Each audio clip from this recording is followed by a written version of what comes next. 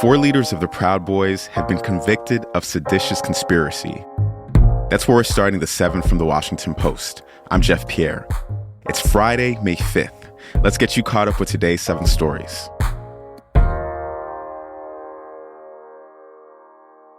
Yesterday's verdict was the Justice Department's 3rd victory in major trials related to the January 6th attack on the U.S. Capitol. Enrique Tarrio and 3 others were leaders of the Proud Boys, which is a far-right extremist group. They were found guilty on 31 of 42 counts by a Washington, D.C. jury. U.S. Attorney General Merrick Garland spoke about the verdict yesterday at the Justice Department. The evidence presented at trial detailed the extent of the violence at the Capitol on January 6th and the central role these defendants played in setting into motion the unlawful events of that day. Seditious conspiracy is a politically weighty charge. It implies participation in a rebellion and could have implications for former President Donald Trump. The members of the far-right extremist group will likely be sentenced in August. Number 2, Justice Clarence Thomas's finances are back in the spotlight. A conservative judicial activist paid the Supreme Court justice's wife thousands for consulting work.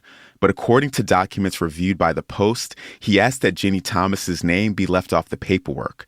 But that's not all we've learned this week about Thomas, a major Republican donor. The same man who treated Thomas to lavish vacations also reportedly paid tuition at a boarding school for the justice's grandnephew.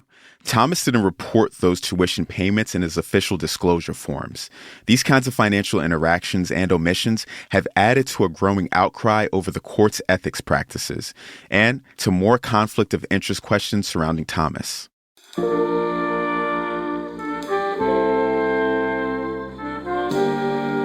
Number 3. 8 people died in a mass shooting in Serbia yesterday. A gunman attacked a municipality outside the capital, Belgrade. More than 10 others were injured. Authorities said a suspect was arrested this morning. It's the second rare mass killing there in 2 days. 8 children and a security guard were killed Wednesday when a student opened fire at a school in Belgrade. Serbia has the world's 5th highest rate of civilian gun ownership. The United States has the highest. But Serbia, which has already moved to tighten gun laws, has comparatively low rates of gun deaths.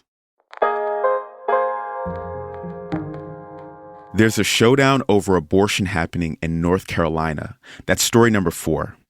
Republicans passed a bill yesterday to ban abortions after 12 weeks of pregnancy. North Carolina's Democratic governor has promised to veto any new abortion restrictions, but Republicans could have the votes to override them. People are paying close attention to this fight because abortion is currently legal in North Carolina until 20 weeks. That's made the state a critical access point for people seeking the procedure in the South.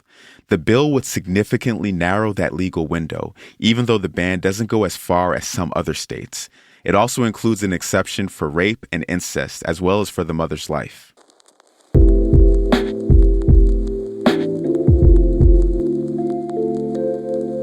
Number 5, COVID-19 was still a major cause of death in the U.S. last year.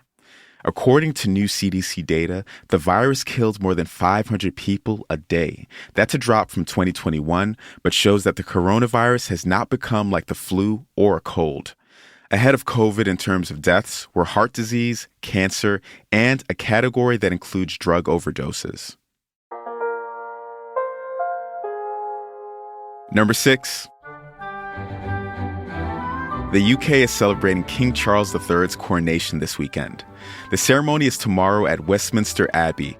Charles III became king when his mother, Elizabeth II, died in September, but a formal coronation is a long-standing tradition. It's a mashup of monarchy, state, and church, and it gives the king and his wife, Queen Camilla, legitimacy. The 74-year-old will be crowned before 2,200 guests and then paraded through the streets of London. On Sunday, Katy Perry and Lionel Richie will perform at the coronation concert, and Monday is a national holiday. The Post will have live coverage of the coronation. It'll start at 5 a.m. Eastern tomorrow on WashingtonPost.com. The ceremony begins at 6 a.m. And at number 7, The 149th Kentucky Derby is tomorrow. This is the first leg of horse racing's Triple Crown, which is what the three biggest races of the year are called. The race is held at the historic Churchill Downs in Louisville. 20 thoroughbreds will compete. A horse named Forte is the favorite, but anything could happen. So this is me telling you to place your bets responsibly. The big race goes off at 6:57 p.m. Eastern Time. It'll air on NBC and its platforms. That's the show for this week. The assistant producer of The Seven is Taylor White.